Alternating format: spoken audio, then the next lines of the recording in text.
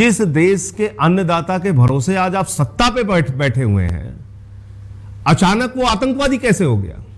जिन पंजाब के सिखों ने अपने सर कटवाए, जिन पंजाबियों ने, वो चाहे हिंदू हो या सिख हो, अपने सर भारत माता की रक्षा के लिए कटवाए, फांसी के फंदे को चूमा, सीमा की रक्षा के लिए दुश्मनों की गोलियां सीने पर खाई, क्या वो सब आतंकवादी थे?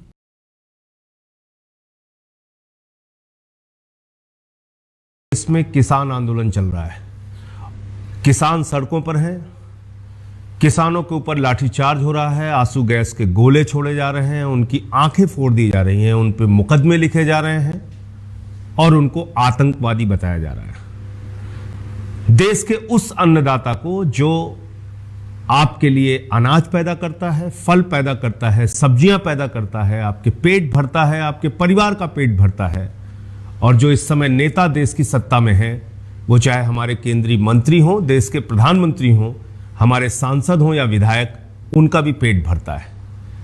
लेकिन आज सबसे दुर्भाग्यपूर्ण पक्ष यह है कि किसानों की मांग मानने के बावजूद, किसानों की मांग सुने बिना आप उनको आतंकवादी कह रहे हैं, उनको खालिस्तानी कह रहे हैं, उनको देशद्रोही कह रहे हैं, उनको पाकिस्तान से मिला हुआ कह रहे हैं, उनको चीन से मिला हुआ कह रहे हैं। तो यह बात बिल्कुल समझ में नहीं आती कि जिस देश के अन्नदाता के भरोसे आज आप सत्ता पे बैठे हुए हैं, अचानक वो आतंकवादी कैसे हो गया? वो अन्नदाता जिसकी आप कस्में खाते फिरते थे कि उसकी आय दोगुना कर देंगे, स्वामीनाथन आयोग की रिपोर्ट लागू करेंगे, उनकी जिंदगी खुशहाल कर देंगे, आज वो आतंकवादी कैसे हो गया? क्योंकि इस सरकार के काले कानून के खिलाफ वो सड़कों पर आंदोलन कर रहा है। क्या कहा जा रहा है? इसमें सिर्फ पंजाब के किसान हैं, इसमें सिर्फ हरियाणा के किसान हैं, इसमें सिर्फ यहां के किसान हैं, इसमें सिर्फ वहां के किसान हैं। मैं भारतीय जनता पार्टी के नेताओं से पूछना चाहता हूं, शहीद आजम भगत सिंह, क्या उन्होंने सिर्फ पंजाब के लिए अपनी शहादत दी थी? शहीद उधम सिंह, क्या उन्होंने सिर्फ पंजाब के लिए अपनी शहादत दी थी? लाला लाजपत राय जी, क्या उन्होंने सिर्फ पंजाब के लिए अपनी शहादत दी थी? करतार सिंह सरापा जी, क्या उन्होंने सिर्फ पंजाब के लिए अपनी शहादत दी थी? और हिंदुस्तान की आजादी के आंदोलन में और आजादी मिलने के बाद सेना में रह के जिन पंजाब के सिखों ने अपने सर कटवाए, जिन पंजाबियों ने, वो चाहे हिंदू हो या सिख हो, अपने सर भारत माता की रक्षा के लिए कटवाए, फांसी के फंदे को चूमा, सीमा की रक्षा के लिए दुश्मनों की गोलियां सीने पर खाई, क्या वो सब आतंकवादी थे? क्या उन्होंने सिर्फ पंजाब के लिए अपने जान की कुर्बानी दी थी? और आज आप उन्हीं पंजाब के लोगों को आतंकवादी कहते हैं? मैं भारतीय जनता पार्टी के लोगों से कहना चाहता हूं, 10 नाम आप बता दीजिए आरएसएस और बीजेपी की विचारधारा से जुड़े हुए लोगों का, जिन्होंने देश के आजादी के आंदोलन में अपनी शहादत दी हो, कुर्बानी दी हो। 10 नाम आप बता के दिखाइए। नहीं है। लेकिन आप अपने आप को देशभक्त बने फिरते हैं। आप भारत माता की जय लगाते हैं, आप कहते हैं हम वंदे मातरम कहते हैं, भारत माता की जय लगाते हैं, हम ही सच्चे देशभक्त हैं। लेकिन ये सच्चे देशभक्त कर क्या रहे हैं, ये मैं आपको बताना चाहता हूं। ये भारत माता की जय लगाकर आपकी भावनाओं के साथ खिलवाड़ करने वाले लोग कर क्या रहे हैं, और आपको देशद्रोही बताने वाले लोग, अन्नदाताओं को आतंकवादी कहने वाले लोग कर क्या रहे हैं, मैं आपको बताना चाहता हूं। जब से मोदी जी की सरकार आई है, भारत माता का किस तरह से इन्होंने सौदा किया है, भारत माता को किस तरह से इन्होंने बेचने का काम किया है, धरती माता को किस तरह से इन्होंने बेचने का काम किया है, मैं सिलसिलेवार तरीके से आपको बताना चाहता हूं। और मैं जिम्मेदारी के साथ कह रहा हूं आपसे कि यह सरकार नरेंद्र मोदी जी की चुनी हुई सरकार नहीं है। यह सरकार 130 करोड़ हिंदुस्तानियों की सरकार नहीं है, बल्कि यह सरकार अडानी और अंबानी की गुलाम सरकार है। और यह कैसे है, मैं आपको बताना चाहता हूं। इन्होंने Steel Authority of India Limited SAIL बेचने का काम शुरू कर दिया। इन्होंने कोल इंडिया बेचने का काम शुरू कर दिया। इन्होंने रेलवे, जो सबसे प्रतिष्ठित संस्था हिंदुस्तान की है, उसको बेचने का काम शुरू कर दिया। रेल की गाड़ियां बेचना शुरू कर दिया, रेलवे के प्लेटफॉर्म बेचना शुरू कर दिया, रेलवे की जमीनें बेचना शुरू कर दी। अडानी को इस देश का एयरपोर्ट बेच दिया। इस देश में एलआईसी जो एक मुनाफे की कंपनी है, एलआईसी बेचने का काम शुरू कर दिया। पेट्रोलियम विभाग की बीपीसीएल मुनाफे की कंपनी, उसको बेचने का काम शुरू कर दिया। तो रेल बेचा, सेल बेचा, कोल बेचा, पेट्रोल बेचा, एलआईसी बेचा, बैंकिंग सेक्टर को बेचा। और जब सब कुछ बेच के थक गए तो अब धरती माता को बेच रहे हैं। किसके हाथों में बेच रहे हैं? अडानी और अंबानी। आप गलतफहमी में मत रहिएगा कि 130 करोड़ लोगों की सरकार है। ये दो मालिकों की गुलाम सरकार इस देश में चल रही है, जिसके चंदे से भारतीय जनता पार्टी के लोग चुनाव लड़ते हैं और सत्ता में आने के बाद अपने मालिक का हुक्म बजाते हैं। वो कहते हैं घुटने पे खड़े हो, प्रधानमंत्री जी घुटने पे खड़े हो जाते हैं। वो कहते हैं उठ जाओ, प्रधानमंत्री जी उठ जाते हैं। वो कहते हैं नाक रगड़ो, कृषि मंत्री नाक रगड़ने लगता है। जैसे उनका मालिक चाहता है वैसे ये सारे गुलाम, इन दोनों मालिकों के गुलाम जो सरकार में बैठे हैं केंद्र सरकार के, ये उनके लिए काम करते हैं। और आपको बड़ी बड़ी बातें करते हैं, देशभक्त हैं, भारत माता के सपूत हैं, देश नहीं बिकने दूंगा। याद है आपको मोदी जी का ये नारा, ये देश नहीं बिकने दूंगा। तो भाषण वीर प्रधानमंत्री हमारे मोदी जी, उनसे तो भाषण देने में अगर अंतर्राष्ट्रीय प्रतियोगिता करा दी जाए तो नंबर 1 पे आएंगे। और इस देश का मीडिया उनकी चाटुकारिता में लगा हुआ है। किसान की कोई बात सुनने के लिए तैयार नहीं, किसान की कोई पीड़ा सुनने के लिए तैयार नहीं। क्या किया इन्होंने? ये भारत माता को कैसे बेच रहे हैं आप जान लीजिए। मैंने आपको बताया, रेल बेचा, सेल बेचा, कोल बेचा, पेट्रोल बेचा, एलआईसी बेचा, बैंकिंग सेक्टर बेचा, अब धरती माता को बेच रहे हैं। जब इस देश में लॉकडाउन लगा हुआ था, जब मोदी जी लोगों को कोरोना से बचने के लिए ताली और थाली बजवा रहे थे, रात में 9 बजे 9 मिनट अंधेरे में रहने की सलाह दे रहे थे, तो ये अंधेरे में आपको क्यों धकेला गया था जानिए आप। उसी दौरान जब आप कोरोना से जूझ रहे थे, लड़ रहे थे, लाठियां खा रहे थे, आपके ऊपर केमिकल का छिड़काव किया जा रहा था, आपके साथ जानवरों जैसा बर्ताव किया जा रहा था, मजदूर पटरियों पे मर रहा था, रेलवे की सड़कों पे ट्रैक पे मर रहा था, हाईवे की सड़कों पे मर रहा था, उस वक्त देश के प्रधानमंत्री नरेंद्र मोदी जी ने, मोदी जी की सरकार ने किस तरह से आपके साथ विश्वासघात किया है वो मैं आपको बताना चाहता हूं। आपदा में अवसर, एक शब्द दिया था मोदी जी ने, उन्होंने इस आपदा में अवसर तलाशा। यह है उन कंपनियों के नाम जिसके लिए 100 एकड़ जमीन का लैंड यूज चेंज करने के लिए, यानी भूमि उपयोग परिवर्तित करने के लिए एप्लीकेशन दिया था अडानी ने 100 एकड़ जमीन का। कहां? हरियाणा की खट्टर सरकार को। हरियाणा की खट्टर सरकार ने 2.5 साल पहले इन एप्लीकेशंस को रिजेक्ट कर दिया।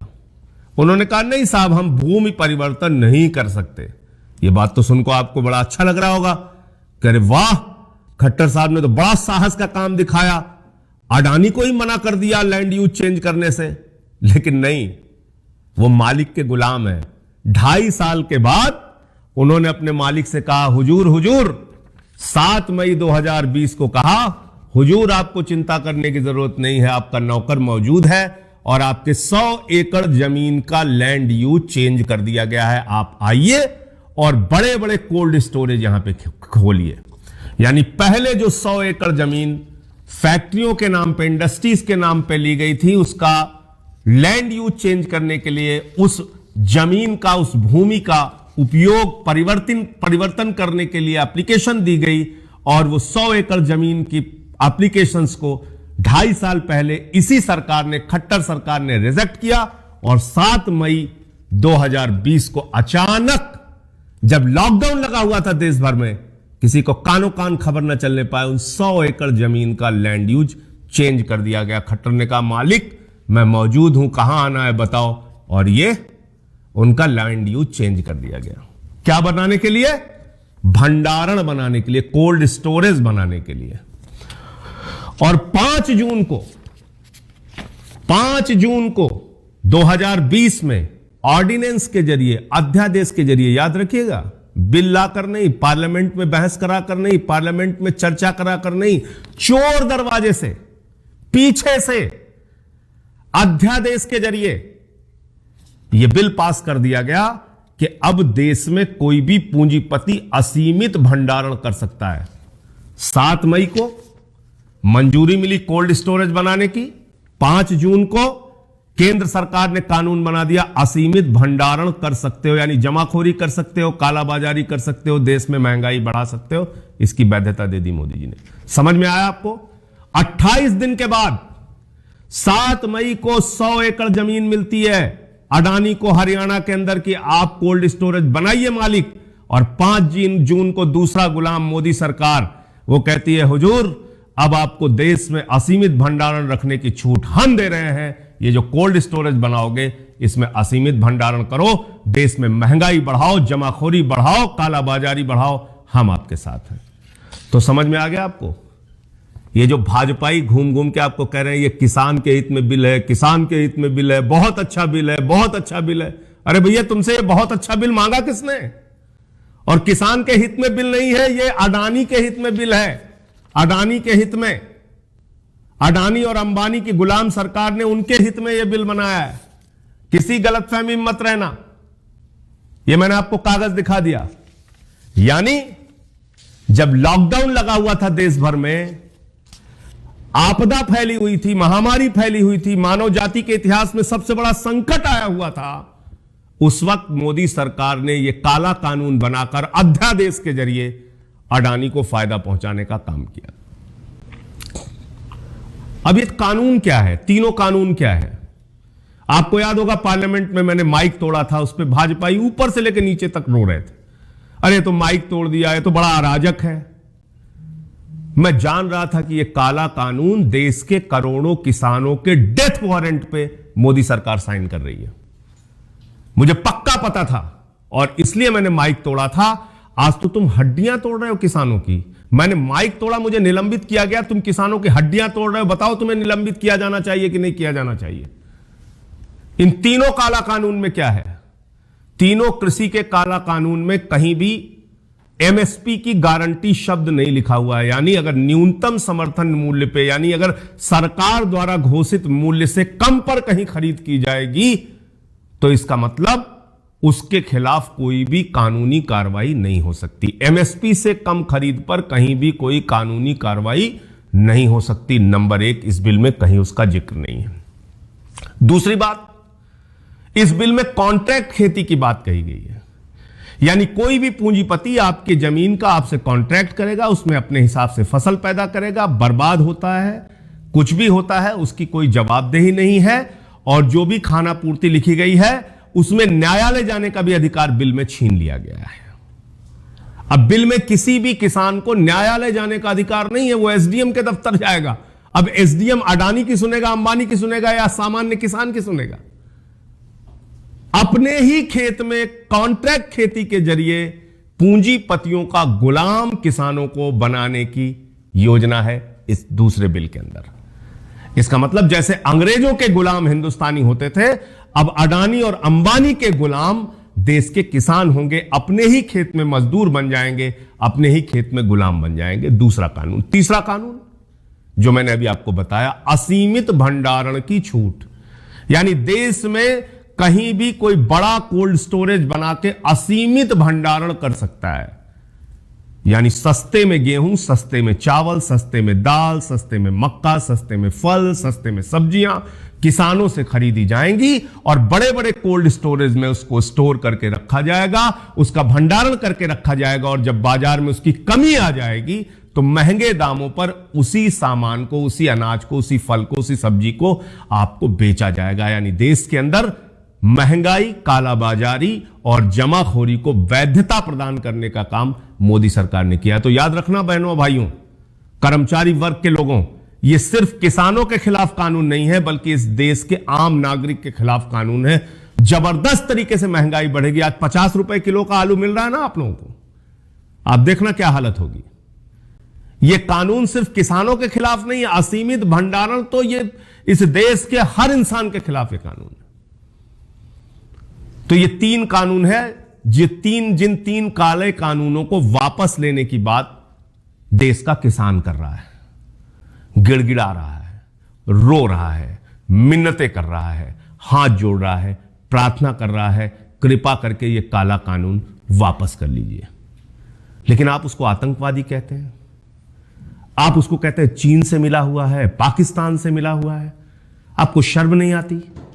अरे कुत्ते भी जिसका दिया हुआ खाते हैं उसके प्रति वफादार होते हैं, और आप जिस अन्नदाता का दिया हुआ खाते हो उसको आतंकवादी कहते हो। आपको शर्म नहीं आती? आपका क्या स्तर है, क्या श्रेणी, आप खुद तय कीजिए। चीन और पाकिस्तान से मिला हुआ उन लोगों को बता रहे हो। अभी इसी आंदोलन के जरिए सिंगू बॉर्डर पे एक बुजुर्ग किसान बैठे हुए थे, उसी दौरान उनको पता चला उनका बेटा सुखबीर सिंह सीमा पर शहीद हो गया। बेटा भारत माता की रक्षा के लिए सीमा पर शहीद हो रहा है, और पिता धरती माता की रक्षा के लिए सिंगू बॉर्डर के आंदोलन पे बैठा हुआ है, और आप उसको आतंकवादी कह रहे हैं। आपको शर्म नहीं आती? आप वो लोग हैं जो बिना बुलाए पाकिस्तान चले गए थे नवाज शरीफ के बर्थडे का केक काटने, हमारे देश के प्रधानमंत्री। इन भाजपाइयों का इतिहास यह है कि आडवाणी जी जिन्ना की कब्र पे मत्था टेकने चले गए थे। इन भाजपाइयों का इतिहास यह है कि अफजल गुरु को शहीद मानने वाली पीडीपी के साथ इन्होंने समझौता किया। इन भाजपाइयों का इतिहास यह है कि कारगिल के दौरान इन्होंने जो शहीदों के लिए ताबूत खरीदे उसमें भी घोटाला किया, और यह आज आपकी देशभक्ति पे सवाल उठाते हैं। जिन्होंने 52 साल तक तिरंगा झंडा नहीं फहराया अपने नागपुर के मुख्यालय पर, वो आज आपकी देशभक्ति पे सवाल उठा रहे हैं, आपको आतंकवादी कह रहे हैं। तो मैं इस देश के लोगों से विनम्र प्रार्थना करना चाहता हूं, जागिए किसानों के हक में, उठिए, आवाज लगाइए, जो कुछ भी आपसे बन सकता है कीजिए, उनका समर्थन कीजिए, उनको अकेला मत छोड़िए। पता नहीं वो तस्वीरें देख के आपका मन द्रवित होता है कि नहीं होता। एक बुजुर्ग किसान की आंखें फोड़ दी गई, पानी की बौछारें इस ठंड के महीने में हो रही हैं, आंसू गैस के गोले छोड़े जा रहे हैं, लाठियों से बर्बरतापूर्वक पीटा जा रहा है, सड़कें खुदवा दी जा रही हैं। यह हो रहा है, और किसके लिए हो रहा है? अपने दो मालिकों के लिए। इनके दो मालिक हैं, एक अडानी, एक अंबानी। उनकी गुलाम सरकार आज किसानों को रौंद रही है। किसानों का साथ दीजिए, किसानों के हक में आवाज बुलंद कीजिए। एक घटना बता के मैं अपनी बात को खत्म करूंगा। कहा जा रहा ना देश में किसानों को धान का दाम मिल रहा है, फसल का दाम मिल रहा है, एमएसपी मिल रही है, एमएसपी में तो कहीं कोई दिक्कत नहीं, यह कहा जा रहा है ना। यह खबर पढ़िए। सरनजीत सिंह लखीमपुर खीरी के किसान हैं। 1 महीने पहले ऑनलाइन इन्होंने अपना धान बेचने के लिए अप्लाई किया, पर्ची लिया, और उसके बाद ये ट्रॉली पे अपना धान रख के मंडी पहुंच गए। रोज चीखते थे, चिल्लाते थे, रोते थे, गिड़गिड़ाते थे, साहब मेरा धान खरीद लीजिए, प्लीज मेरा धान खरीद लीजिए, कृपा करके मेरा धान खरीद लीजिए, मैं बर्बाद हो जाऊंगा। और ये करते करते करते करते उसी ट्रॉली पे सो जाते थे। 1 महीने बीत गया, 1 महीने। और जब मीडिया में इनकी खबरें आई, अधिकारियों पे दबाव बना, जब वो मजबूर हुए धान खरीदने के लिए, जब सरनजीत के पास पहुंचे और जब उनका धान चेक किया गया, तो सारे के सारे धान खुले आसमान के नीचे जो 1 महीने से ट्रॉली में पड़े थे वो सड़ गए। ये सरनजीत की कहानी है। ऐसे हिंदुस्तान में लाखों सरनजीत हैं, लाखों किसान हैं जिनका धान, जिनका अनाज, जिनकी फल, जिनकी सब्जियां नहीं खरीदी जाती, जो खून पसीना बहा के, मिट्टी में हल चला के अनाज को पैदा करते हैं आपके लिए, हमारे लिए। और जब वो मंडियों में उसको बेचने के लिए जाते हैं तो सरकार उनके धान को सड़ा देती है, महीनों महीने उनको नाक रगड़वाती है, लेकिन उनका अनाज नहीं खरीदती। यह है इन लोगों की सच्चाई। मैं पूछना चाहता हूं भाजपाइयों, मैं पूछना चाहता हूं मोदी जी से, आदित्यनाथ जी से, क्योंकि यह लखीमपुर का मामला है। यह सरनजीत आतंकवादी है क्या? ये जो 1 महीने तक अपनी ट्रॉली पे सोता रहा अपना धान बेचने के लिए, आतंकवादी है क्या? इसने कोई आतंकवाद किया, कोई हिंसा की, कोई देशद्रोह का काम किया क्या? इसका क्या अपराध था? यह कि अपना धान ये बेचना चाहता था, अपने खून पसीने की कमाई को ये बाजार में, मंडी में लाके उसका दाम चाहता था। और अगर आज यही मांगने के लिए सड़क पर निकला है तो आप इसको आतंकवादी कहते हैं। तो अंत में इन्हीं लाइनों के साथ कि झील पर पानी बरसता है हमारे देश में, झील पर पानी बरसता है हमारे देश में, और खेत पानी को तरसता है हमारे देश में। राजनेता, हाकिमों और पागलों को छोड़कर तुम बताओ कौन हंसता है हमारे देश में। जरा सोचिएगा, विचार कीजिएगा। आज किसान आंदोलन को आपकी जरूरत है, आपको उनकी जरूरत है, क्योंकि अगर उन्होंने अन्न पैदा करना बंद कर दिया तो हमारी आपकी जिंदगी बंद हो जाएगी। इंकलाब जिंदाबाद, आम आदमी जिंदाबाद।